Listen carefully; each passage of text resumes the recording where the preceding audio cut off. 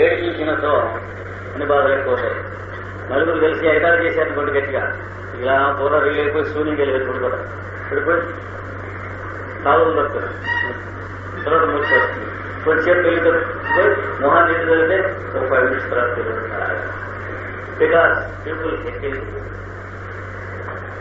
Are insulted. నలుగురు కలిసి ఎగతాలు చేశారు. కాలేజెస్ లోను, యూనివర్సిటీస్ లోను, పెద్ద పెద్ద క్లాసుల్లో సీనియర్స్ జూనియర్స్ ని ఒక యానిమలిజం అండ్ క్యానిబాలిజం అనేటువంటి మన 20th centuries లో ఉంది. మిగతా సెంచరీస్ లో ఎక్కడ ఉన్నట్లు మానవ చరిత్ర చెప్పదు. అంటే తానటం దగ్గర నుంచి జుట్టు కొరగడం దగ్గర నుంచి ఇట్లాంటివన్నీ కూడా, అంటే the human beast of a senior student tries to take advantage of the junior student who learns from him and does the same thing to the junior student.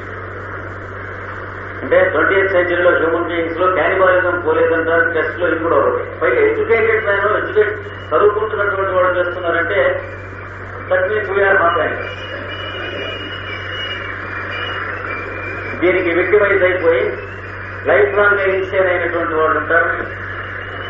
ఏది ఇగ్నిషియా వాళ్ళు, లేదా హాస్పిటల్ వాళ్ళు సూయిసైడ్ కమిట్ చేసుకున్నటువంటి వాళ్ళ కేసులు మనం ఎదుగుతాం. When the other student happens to be hospital, ఈ commit suicide. And this fellow seniors కి ఒక జూనియర్ వీళ్ళు హెకిలింగ్ చేస్తే సూయిసైడ్ చేస్తున్నట్ట అంటే దానికోసం చివరికి ఒకరోజు కాలేజీ సెలవు కూడా అడగడం, మిగతా అక్కర్లేని విషయాల కోసం అడుగుతారు. అంటే హౌ హార్ట్లెస్ కి 20th century educated man kind and getting educated అంటే ఎంత బుచ్చరి అంటే క్యానిబాలిజం అనేటువంటిలోకి హ్యూమనిజం డిగ్రేడ్ అయింది అనడానికి ఎంతకంటే టెస్ట్ అయింది. లోపల కానీ ఏమైనా సమాధానం ఉంటే ఎవరన్నా చెప్పండి. అంటే ఏ సెంచరీలో అయినా హ్యూమన్ యానిమల్ ఇలా బిహేవ్ చేసినట్టు ఎవిడెన్సెస్ హిస్టరీలో ఏ కంట్రీలో అయినా సరే ఉన్నవా? లేవు. కనుక డైరెక్ట్ ఎవిడెన్స్ ఏమిటి అవుతున్నాను ఎప్పుడైనా అడిగితే ఏది మ్యాన్ కైండ్ డిగ్రేడ్ అవుతూ ఉందంటే ఇంతకంటే ఆన్సర్ లేదు. ఎవల్యూషన్ వెళ్తుంది. Man to F to monkey, monkey to donkey, we are going back. అంటే ప్రతి సంవత్సరం కూడాను అనేక రకమైన హిస్టరికల్ మూడ్స్ కి గురవుతూ ఉంటారు ఇగ్నిషియా వాళ్ళు ఈ రకమైనటువంటి జరిగిన చోట వల్ల. అండ్ ఎక్సైట్ తర్వాత వెన్ హారిఫైడ్,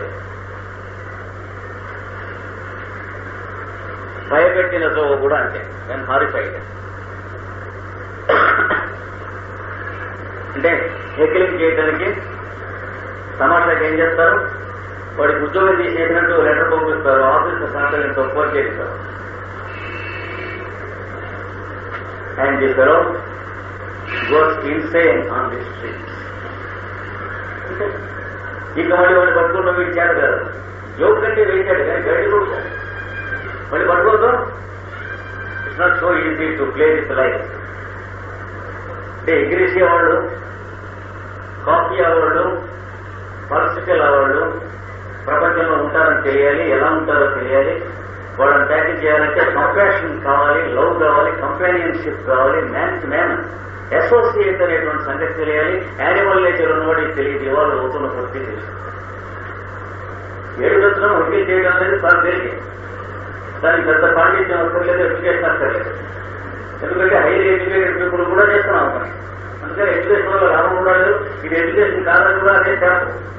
ఎడ్యుకేషన్ అయితే ఆ పనులు మనం యూనివర్సిటీస్ లో అక్కడ ఎందుకు చేస్తాం, ఇంజనీరింగ్ కాలేజీలో, మెడికల్ కాలేజెస్ లో చేస్తాం. మనం చేస్తున్నది ఎడ్యుకేషన్ అయితే మనం చదువుకుంటుంది ఎదురు చదువుకుంటే చేస్తాం. కనుక ఈ డ్రగ్స్ కి సంబంధించిన వాళ్ళు ఉంటారనే సంగతి హోమియోపతి చదువుకున్నప్పుడు నిద్రలో కూడా మర్చిపోకుండా జాగ్రత్తగా ఉండాలి. అంటే ఎవరిని మనం ఏ రకంగా రాంగ్ గా రబ్ చేస్తాం, చేస్తే వాళ్ళు పర్మనెంట్ ఎఫెక్ట్స్ ఎలా ఉంటాయి తీసుకోవాలి. Next, aggravated from every noise. Aggravated from every noise. ఏ శబ్దమైనను బాధలు ఎక్కువ వీడికి. ఏంటి నరాల బాధలు ఒకటి డాక్టర్ తప్పేసారనుకోండి, ఫిట్స్ ఉన్నటువంటి వాళ్ళు అలా గడగడ ఉండిపోయి పడిపోయి ఫిట్స్ వచ్చేస్తారు. లేదా బాగా ఈడ్చారనుకోండి, సౌండ్ వస్తుంది, ఇడుస్తుంటే అనిపించేసి ఇక్కడంతా నరాలని విపరీతమైనటువంటి టూటే వస్తుంది. ఇంగ్లీష్ కావాలి. Except musical sounds, all sounds hurt them. అంటే వీణ వేస్తే జ్వరం వస్తుంది అట్లా రాదు. అగ్లీ సౌండ్స్ ఏవైనా సరే సైలెన్సర్ లేకుండా వెహికల్తో పెడుతున్నాడు అనుకోండి, కొంతమందికి ఏదో సార్ వాడు అనకాద్యము మొదలైనటువంటి వ్యక్తులు ఉంటారు. ఓపియము వాడు యూరోప్ లో కొంతమంది అసలు సైలెన్సర్ లేకుండా ప్రత్యేక సౌండ్ తో అరేంజ్ చేసుకునేటువంటి హ్యూమన్ యానిమల్స్ ఉన్నారు. రోడ్డు మీద పెడుతూ ఉంటే చుట్టుపక్కల హాస్పిటల్స్ ఉంటే అక్కడ ఉన్నటువంటి పేషెంట్స్ కి చాలా ఇంజూరియస్ ఉంటాయి ఆ sound. They somehow like it because very recently they are animals. అంటే ముందు బస్సులో కూడా యానిమల్స్ అయి ఉండవు. అంత సౌండ్ వాళ్ళు రైజ్ చేసి ప్రత్యేకంగా అదొక మోడల్ తయారు చేస్తారు. ఇప్పుడు మనకి ఈ మధ్యన ఇండియాలో కూడా తయారయ్యాయి. ఎందుకంటే యానిమలిజం తప్ప మిగిలిన కాపీ చేయడానికి మంచి విషయాలు ఉన్నాయని మనకు తెలియదు ఇతర దేశాల్లో. So our people also prefer to have such model bikes. ఈయన సౌండ్ కొడుతుంటే పేషెంట్స్ పక్కన ఉన్నారంటే ఒక్కొక్కరు హార్ట్ పేషెంట్స్, నర్వస్ పేషెంట్స్ ఉన్నారంటే ఇట్లాంటి వాళ్ళు చాలా చాలా హారం జరుగుతుంది. ఆ సౌండ్ ప్రొడ్యూస్ చేస్తూ ఉన్నందువల్ల మనం ఎక్కువ స్పీడ్ లో వెళ్ళటం కానీ, లేదా ఆకాశ గమనంలో వెళ్ళటం కానీ, లేదా కీలుగుర్రం మీద వెళ్ళినట్టుగా దేవకన్యకల్ని కలుసుకుంటాం కానీ ఏముండదు. మామూలు దుమ్ములో వెళ్ళటం.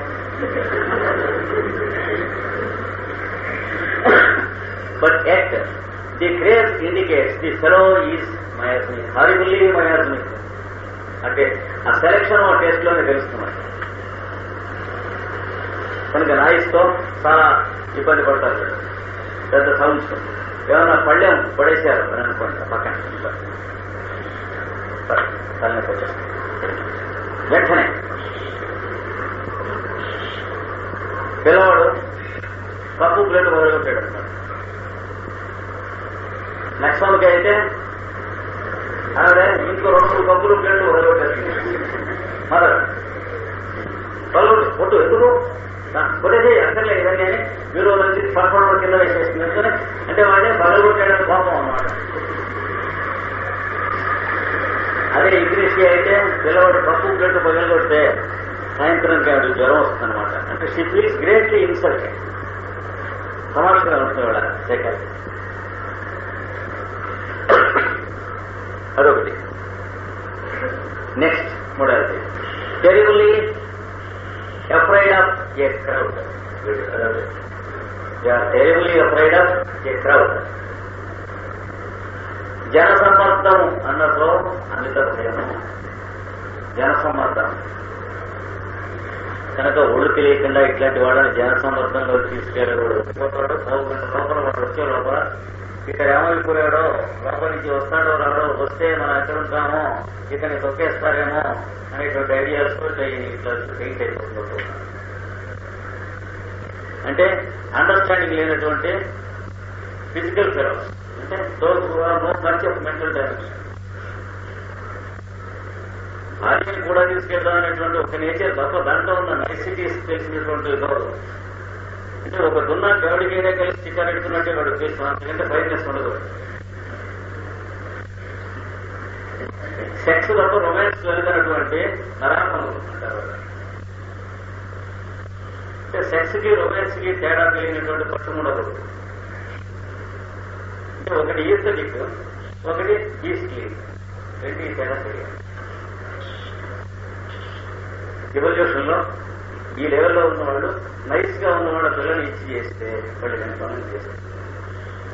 కొరత ప్రయాణం తీసుకెళ్తుంటే రైట్ కోలేషన్ అయింది కదా, అది జ్వరం వచ్చింది మామిడి ఫ్లాట్ అన్నారు ఇంగ్లీషియా లెప్పకే కొట్టాడు. నేను ఎప్పుడు ప్రయాణం తీసుకొచ్చినంటే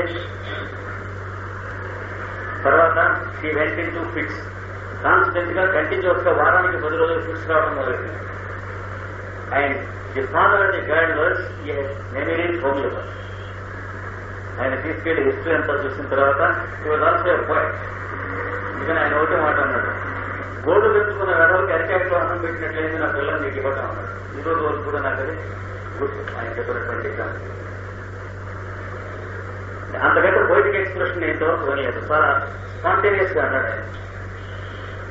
అంటే as a homeopathic doctor, as a parent and as everything ఆయనకి ఎంత లోపల నుంచి బాగా వస్తే అంత పొయిటిక్ ఎక్స్ప్రెషన్ వస్తుంది.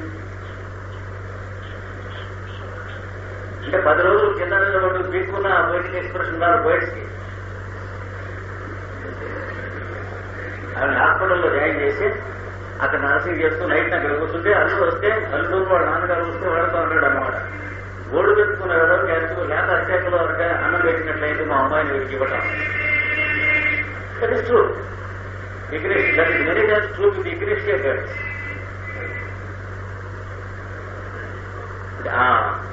ఉపమానం ఉందే, ఎవరు ఏ చదువు చేయలేదు. నేను ఇంగ్లీష్ పోయిటరీ చదువుకున్నాను, సాంస్క్రిట్ పోయిటరీ చదువుకున్నాను, తెలుగు పోయిటరీ చదువుకున్నాను, ట్రాన్స్లేషన్స్ ఆఫ్ గ్రీక్ పోయిటరీ చదువుకున్నాను. ఆ ఎగ్జాంపుల్ అక్కడే విన్నాను మొట్టమొదటిగా. పోయిటరీ అనే పేరుతో పేటీలు ఖరాబ్ చేసేవాళ్ళని చాలా మందిని చూశాను, నేను చేశాను. కానీ it is a wonderful expression. అంటే that spoke everything about his career of tending the guide. పిల్ల పుట్టినప్పటి నుంచి పెద్ద అయిందాక ఆయన మైండ్లో ఉన్న ఫీలింగ్స్ అన్ని కలిసి ఆ ఒక్క సెంటెన్స్ గా వచ్చినాయి. కనుక క్రౌడ్ లోకి వెళ్తే పెయింట్ అయిపోతారు, చాలా జాగ్రత్తగా ఉండాలి. They faint when they go into a crowd. Ignatia వల్ల ఈ తిరణాల, తీర్థాలు, పరసారం ఇట్లాంటి వాటిలో తీసుకెళ్ళకూడదు, జాగ్రత్తగా ఉండాలి. ఒక మాట క్రౌడ్ లోపలికి ఎంటర్ అయ్యాక వాళ్ళకి ఇంకా మనం బయటికి రామేమో అనేటువంటి ఐడియా వస్తుంది. తెరాలు వస్తుంది, వెంటనే కడిగి పోతే పడిపోతాం.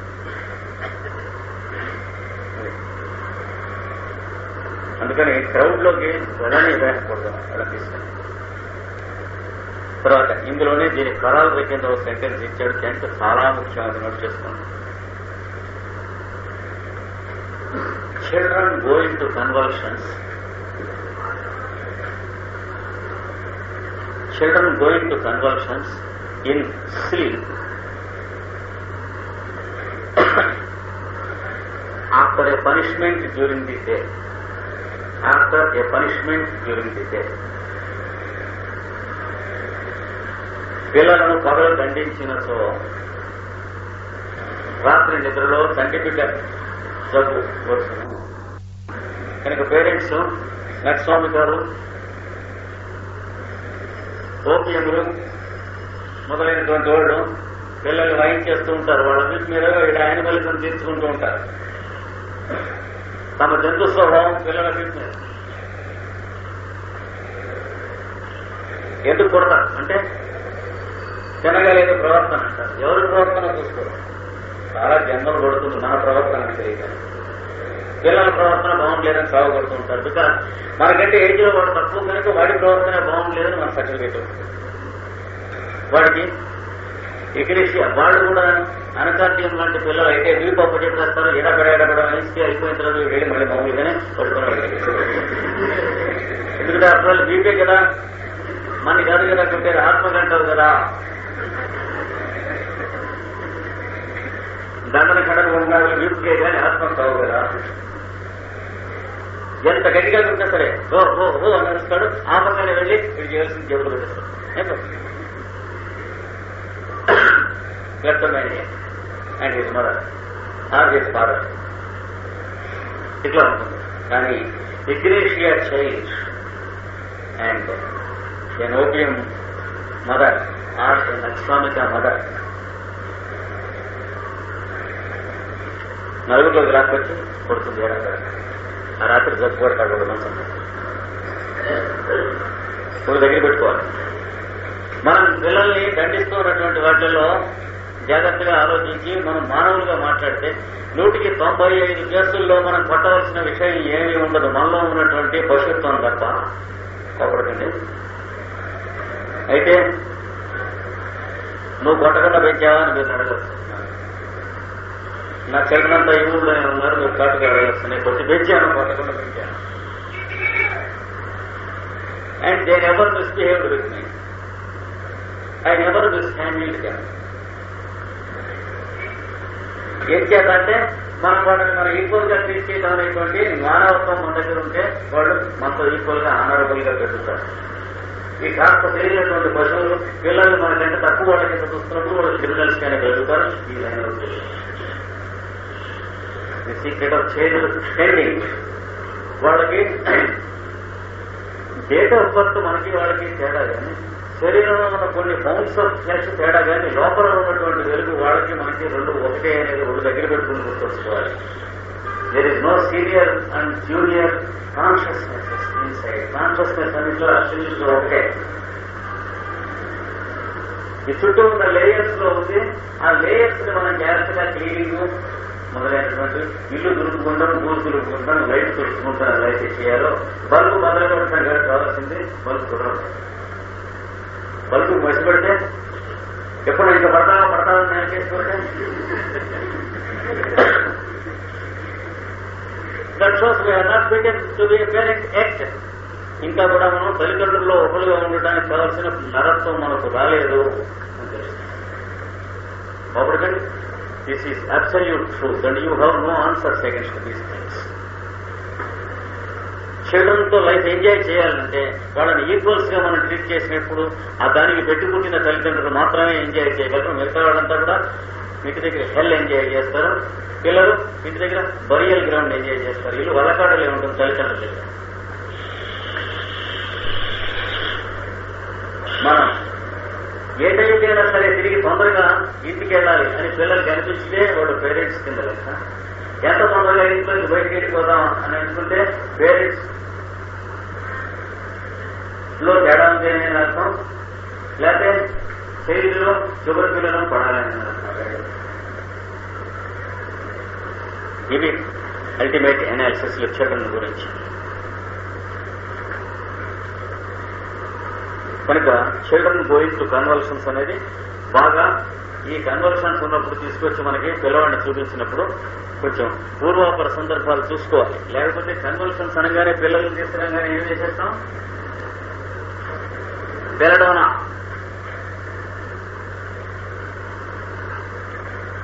ఎప్పుడు వేయాలి?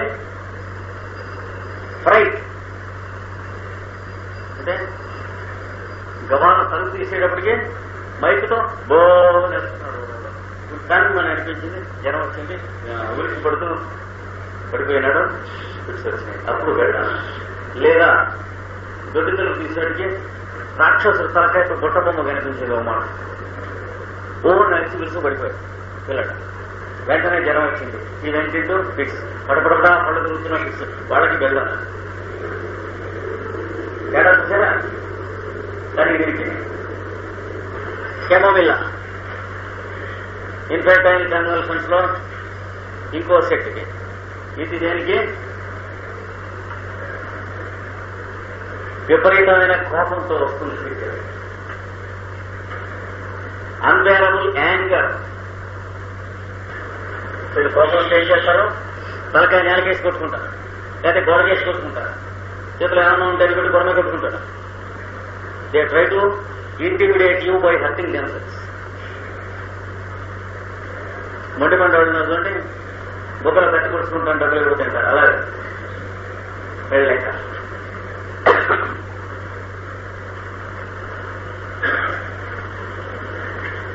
ఇంకా ఎందుకు కాక ఇప్పుడు మనం చూసినటువంటి కాజేషన్ కనుక జాగ్రత్తగా ఉన్నట్లయితే కన్వల్షన్స్ ఇగ్నిషియా వేయవలసి వస్తుంది ఇప్పుడు చెప్పినటువంటి వాటిలో, లేదా స్టాఫ్సైక్రియా వేయవలసి వస్తుంది. చూసుకోవాలి. Belladonna, Chamomilla, Ignatia, Staphysagria, infantile convulsions due to psychological temporary causes. అది గుర్తుంచుకోవాలి. Due to psychological temporary causes. అలా కాకుండా అసలు మూర్ఛ వ్యాధికి సంబంధించినవి కనుకైతే ఇవి పని చేయాలి. వాళ్ళు ఎపిలెప్సీ ఉందనుకోండి, మూర్ఛ వ్యాధి, ఈ డ్రగ్స్ లో ఒకటి కూడా పనిచేయదు, టెంపరీగా తొక్కేస్తుంది కావాలంటే. ఆ పైన వీడు మిగతా డ్రగ్స్ తో కంట్రోల్ పడాలి. ఎపిలెప్సీకి సూపర్ మెటాలికం, జింకం మెటాలికం, బ్యూఫో, వెలిటాకార్,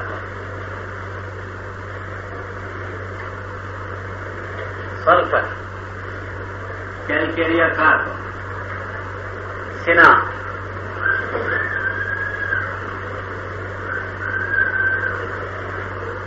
దూజా, ఇంకా లేకసిస్, ఇలాంటివే నో సోట్స్. వీటిపైన వాటి ట్రీట్మెంట్లో ఓవరాల్ కాన్స్టిట్యూషన్ ట్రీట్మెంట్లో చూడాలి. లేదా ఒక్కొక్కప్పుడు nux vomica, even nux vomica is a temporary drug. Causes కనుక మయాజ్మిక్ కాకపోయినట్లయితే పర్మనెంట్ క్యూర్ ఇస్తుంది. ఎప్పుడు ఇస్తుంది? ఫిట్ రాబోయే ముందు రోజున కాన్స్టిపేషన్ సెటిల్ అయ్యి అది ఉండాలి. తరచుగా జ్వరం వచ్చే వాళ్ళకి జ్వరం రాబోయే ముందు కాన్స్టిపేషన్ ఉంటే, మలేరియా తరచుగా వచ్చే వాళ్ళకి ముందు కాన్స్టిపేషన్ వచ్చిన తర్వాత మలేరియా వస్తే, ఫిట్స్ వచ్చే వాళ్ళకి ముందు కాన్స్టిపేషన్ వచ్చిన తర్వాత ఫిట్స్ వస్తే, ఏదైనా సరే నక్స్వామిక హై అంటే నక్స్వామిక 200తో స్టార్ట్ చేసి ఓ నెల పోయిన తర్వాత 2 నెలలు పోయిన తర్వాత ప్రోగ్రెస్ చూసుకుని 1M, ఆ పైన 4 నెలలు పోయిన తర్వాత 10M ఇట్లాగా ట్రీట్ చేస్తే కంప్లీట్ క్యూర్ కావచ్చు. లేదా మయాజ్మిక్ కేసు కనుక అయినట్లయితే నక్స్వామికతో క్యూర్ కంప్లీట్ కాక సల్ఫర్ కావచ్చు. ఇది చూసుకోవాలి. కనుక ఈ ఫిట్స్ వేరు, ఆ ఫిట్స్ వేరు. ఇంకా next modality children going to convulsions. ఇది కూడా డ్యూరింగ్ ఫస్ట్ డెంటిషన్. మొదటగా పళ్ళు వస్తూ ఉన్నప్పుడు, పాలపళ్ళు, మొదటి పళ్ళు, పిల్లలు మూర్ఛలు, చంటిబిడ్డ చేష్టలు పొందుట, డెంటిషన్. ఏం జరుగుతుంది?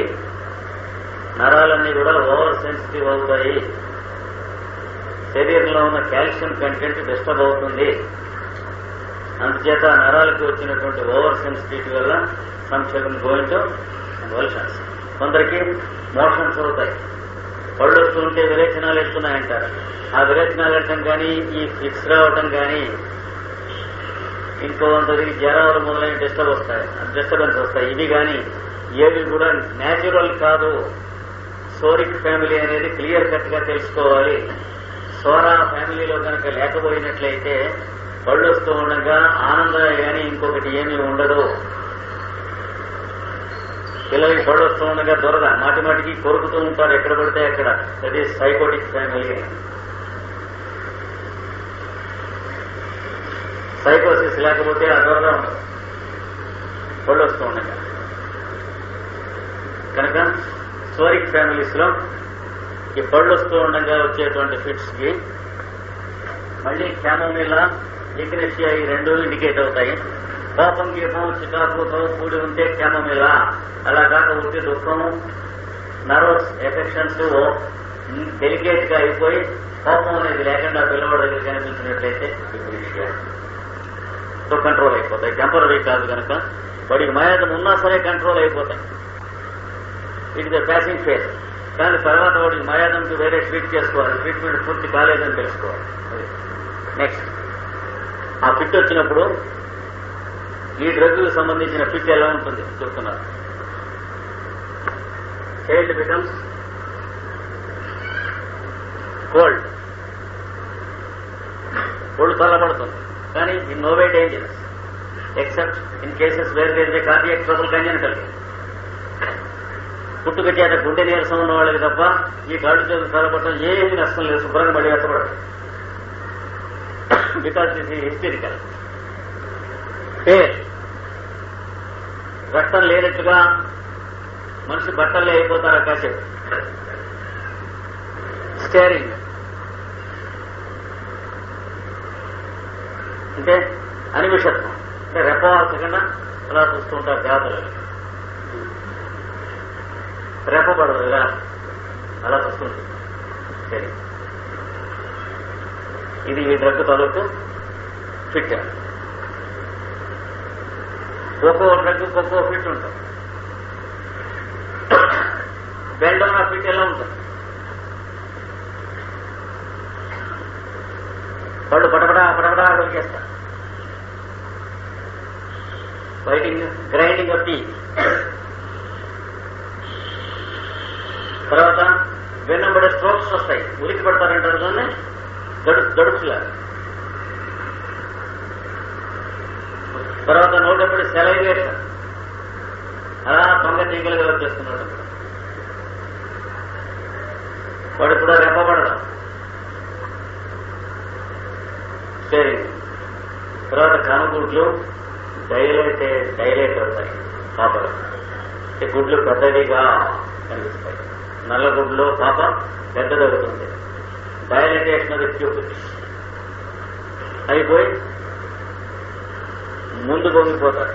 ఇట్లా ఇట్లా ఇలా పట్టేసి వంగుతారు. ఇలా ముందుకు వంగుతారు. మరి బెరడోనా దానికి ఆపోజిట్ ఇంకో ఫిట్ ఉంది, వెనక్కి వంగుతారు. ఒపిస్టోటోనస్ వెన్ను విల్లంపు బద్దవలే వెనుకకు విరుచుకుంటారు. ఉండి రెప్పలు ఇట్ట కొడుతూ ఉంటారు. బ్లింకింగ్. తర్వాత క్లెంచింగ్ ఆఫ్ థమ్స్, ఇలా బట్టి కొడుతూ ఉంటారు.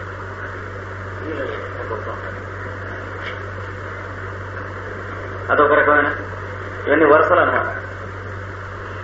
ఇది ఉన్న వాళ్ళకి సిక్యూటా వైరోసా, ఒక డోసు వేస్తే ముందు ఫిట్లోంచి బయటకు వస్తారు. మరియు తర్వాత వాళ్ళకి క్రానిక్ ట్రీట్మెంట్ కూడా దాంతోనే కంప్లీట్ అవుతుంది.